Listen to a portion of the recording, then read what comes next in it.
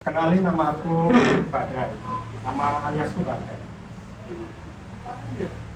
Hari ini aku ingin bercerita ya. Jadi gini ceritanya.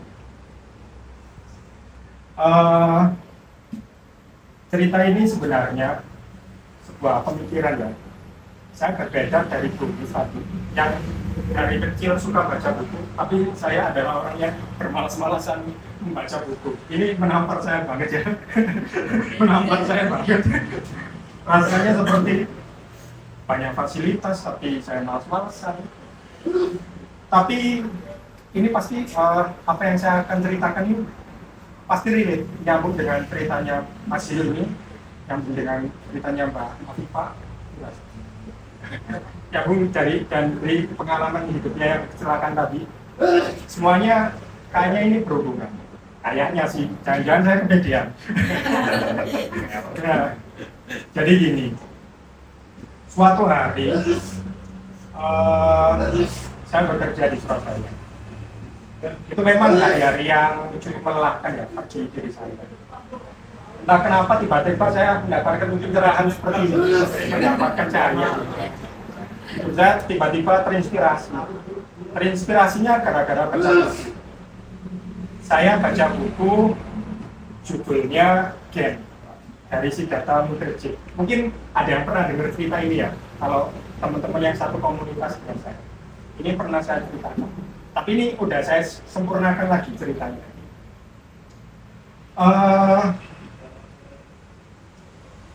Sebelumnya saya tahu cerita ini, tahu buku ini dari saya nonton podcastnya Dr. Priwasa. Ada yang tahu? Pada waktu itu diundang penerbit entah Gramedia, entah apa itu ya, saya lupa. Nah, dia disuruh membahas buku ini. Dr. Rio menjelaskan banget cerita dari buku ini. Nah, di situ diceritain bahwa buku ini keren banget, sangat keren banget, sangat keren banget. Nah, saya jadi terinfluen untuk membelinya. Barangkali memang sebagus itu. Akhirnya saya membeli buku itu. Akhirnya saya membeli buku itu dan saya baca sewaktu Ramadan. Tiba-tiba biasanya orang-orang terinspirasi di Ramadan membaca Al-Quran ya. Nah ini saya baca buku yang gak nyambung. Yang benar-benar gak nyambung dengan temanya pada waktu itu. Nah, ada nggak teman-teman yang percaya manusia berasal dari monyet? Percaya? Di sini ada yang percaya manusia berasal dari monyet? Nah, saya dulu percaya. Yang dulu percaya. Nah, sebenarnya ini yang dipahami oleh teman-teman teori Darwin secara umum bahwa manusia berasal dari monyet. Nah, padahal itu adalah fakta yang keliru. Darwin tidak pernah mengatakan itu. Cuma orang-orang menginterpretasikan bahwa manusia berasal dari monyet, itu omongannya Darwin. Padahal kenyataannya nggak seperti itu. Sejarahnya, Darwin itu seorang naturalis, bukan seorang ilmuwan yang berada di dalam lab. Dia seorang tukang gali kubur sebenarnya. Nah, di zaman itu, para ilmuwan itu kebanyakan biarawan yang mendapatkan beasiswa dari gereja untuk belajar berbagai macam ilmu. Salah satunya, kalau Darwin, ilmu-ilmu tentang naturalis. Nah, naturalis itu apa? Kegiatannya menggali fosil kayak ceritanya Bu ini, pemakaman kayak gitu. Nah, jadi Darwin itu habitnya seperti anak muda zaman sekarang, yaitu mengoleksi Pokemon. Nah, tapi kalau Darwin mengoleksi bangkai-bangkai binatang. Mengoleksi bangkai-bangkai binatang, dia kebetulan pada waktu itu ada sebuah event. Nah, seperti zaman itu, zaman penjelajahannya, memang eranya orang pada waktu itu menjelajah. Darwin ikut event penjelajahan ke Amerika Selatan, yaitu ikut kapalnya kapal Beagle yang mengunjungi Pulau Galapagos di Amerika Selatan. Ketika dia datang ke pulau itu, Darwin melihat, mengamati binatang-binatang yang mati. Salah satunya burung fin. Burung fin itu mirip ya burung kenari lah. Nah, di setiap pulau, burung fin itu berbeda-beda ternyata bangkainya. Kalau yang di pulaunya banyak serangga, burung finnya paruhnya lebih runcing. Nah, kemudian kalau burung finnya di pulau yang lain banyak biji-bijiannya, paruhnya tumpul. Nah, jadi Darwin terinspirasi, oh barangkali ya, jangan-jangan binatang dengan jenis yang sama itu berevolusi menyesuaikan lingkungannya, berevolusi. Jadi zaman dulu mungkin burung finnya satu ras, kemudian karena terpisah pulau dan makanannya berbeda-beda, akhirnya menciptakan perubahan paruh. Nah, akhirnya Darwin membuat teori lah itu, namanya teori evolusi, yang disalahpahami orang-orang manusia berasal dari monyet. Jadi evolusi itu nggak berlangsung secara cepat ya, tiba-tiba kayak nonton Pokemon evolusi. Tapi itu butuh waktu yang sangat-sangat panjang sekali, berproses. Contohnya pada manusia, mungkin pada waktu itu manusia yang pertama kali warna kulitnya hampir mirip semua.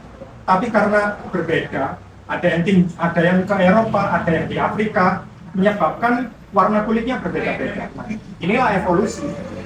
Dan itu memakan waktu yang cukup panjang. Nah, hubungannya apa dengan kehidupan zaman sekarang? Kalau kita amati lagi ya, evolusi itu nggak berlangsung secara cepat, tapi berlangsung secara lambat. Manusia itu semua makhluk menyesuaikan dengan lingkungannya. Nah, pernah sesekali pemahaman ini disalahartikan oleh Pak Kumis Hitler. Nah, dia menyalahartikan teori Darwin bahwa manusia yang benar, manusia yang hebat adalah manusia yang rasnya paling unggul. Ras yang paling unggul, mereka yang paling hebat, mereka lah yang paling sempurna karena mereka ras Arya lah yang paling berevolusi. Padahal ras yang lain itu sama. Disinilah salah artian Hitler bahwa dia ingin membantai semua manusia yang lain. Yang cacat pasti dibantai, yang miskin dibantai, yang berambut pirang nggak dibantai karena teman-temannya dia. Yang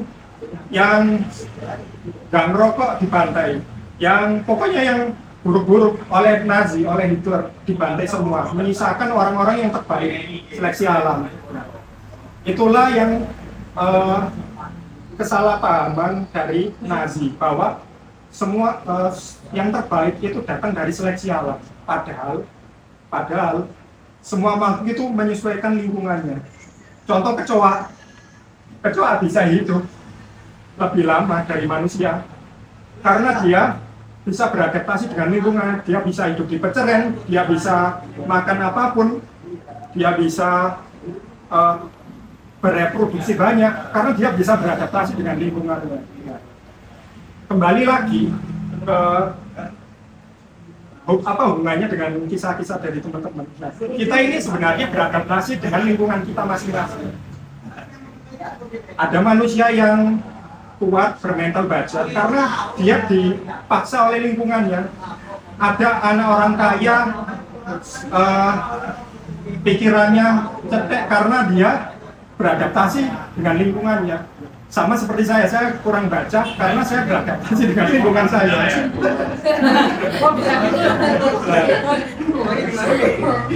Nah, manusia itu beradaptasi dengan lingkungannya, teman-teman. Kalau teman-teman ingin merubah hidup, carilah lingkungan yang bisa mengubah hidup kalian. Karena saya beri contoh deh, kalian lihat gak di sosial media bule-bule di Bali? Mereka ada yang naik trotoar, ada yang nggak pakai helm, karena mereka menyesuaikan lingkungannya. Tapi ketika dia kembali ke negaranya, nggak mungkin mereka seperti itu. Karena pasti dihukum mati mungkin. Nah, kayak contoh TKI Indonesia yang ke Jepang. Mereka ke Jepang pasti mereka jalan kaki, naik sepeda. Tapi ketika kembali ke sini, mereka ke Alfamart, ke minimarket pasti pakai motor. Karena mereka menyesuaikan dengan lingkungannya. Oleh karena itu, kalau teman-teman ingin merubah hidup, gantilah lingkungan yang buruk ke lingkungan yang baik. Karena saya yakin kalian tidak bisa merubah diri kalian sendiri. Kalian perlu lingkungan yang membentuk hidup kalian. Nah, saya tutup